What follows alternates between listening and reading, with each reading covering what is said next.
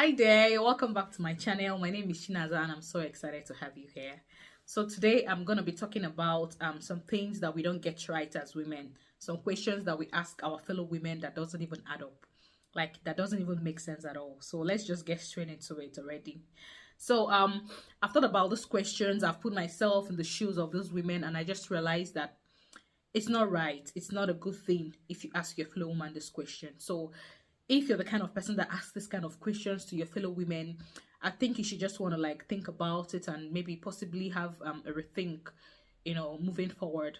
So number one is asking your fellow woman, when are you getting married? Trust me.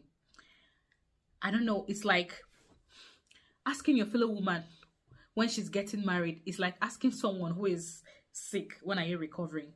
Like that's just the way it is. Like someone who is very sick, they don't even have a control of their body or their health or their emotions, and you're asking them when they are recovering. They don't, it's not even in their power. So what do you expect them to answer you? What kind of reply do you expect them to give you? That's just the way it is when you ask a woman when she's getting married.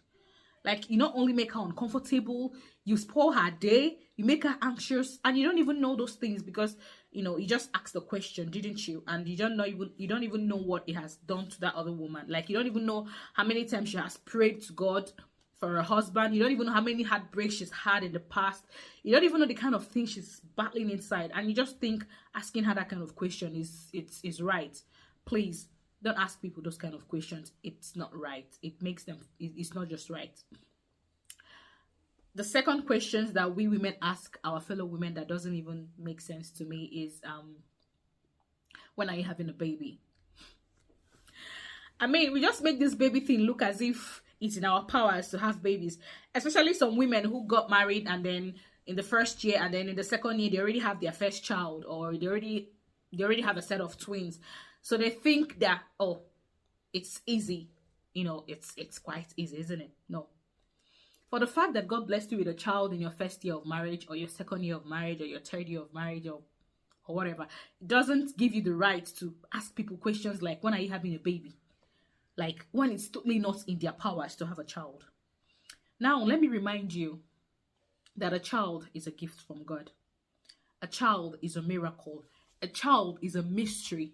God gives children to those he wants to give them to, and when he wants to give them to. Take note of that. When. The time is also important. So you don't go asking people, when are you going to have a child? Like, why are you asking someone that kind of question? Do you intend to give them a child at that particular moment? Do you intend to like perform like this kind of magic and you're like, oh, that's the child, take the child? No. A lot of people ask this kind of questions because they don't just want to mind their business. They even want to indirectly remind whoever it is that they're asking. They want to indirectly remind them that they don't have a baby yet. Because the truth is, why would you want to poke nose into some affairs or some matters, some family matters that has nothing to do with you, that does not even affect your life in any way, but you still want to know? What do you want to know? Why do you want to know? Like, how what are you going to gain? A lot of women are fighting silent battles. Like, they've gone through so many forms of fertility tests, fertility treatments. They've taken a lot of medications, a lot of drugs. They've prayed, they've fasted, they've cried just for the fruit of a womb, like the fruit of the womb, I mean. And yet, God hasn't answered them yet, or God doesn't feel, okay, it's not yet time for them to have a child yet. And then you see them on the road, or you see them anywhere, or you bump into them, and the next question is, you don't have a baby yet, so when are you having a baby? That's so insensitive. That's very wrong. You don't do that. You don't ask people those kind of questions. I mean, especially when you just ask people questions and you just go home to your house, and then this other woman goes to her house and then she's crying all over, like she's crying all through the night, and all thanks to you. You don't ask people those kind of questions. It's not in their powers. When God wants to bless them, God will bless them. Okay? And maybe you'll be the first to know. Now, the third question that we ask that doesn't even make sense is okay, before I go there, okay, there's another question that we ask that I don't even understand where the question is coming from. This issue of when a woman gives birth and you heard that your fellow woman gave birth, the first question that comes to your mind is, did she give birth through natural means, or was it through cesarean section, CS in short? What is your business how she gave birth? Like, how does that affect the amount of money in your bank account? Or how does that affect the prices of goods in the market? How does it affect the global warming that we are facing currently in the world right now? Why would you want to know how your fellow woman had a child? Whether it was natural or whether it was CS? That's just how crazy this whole thing is.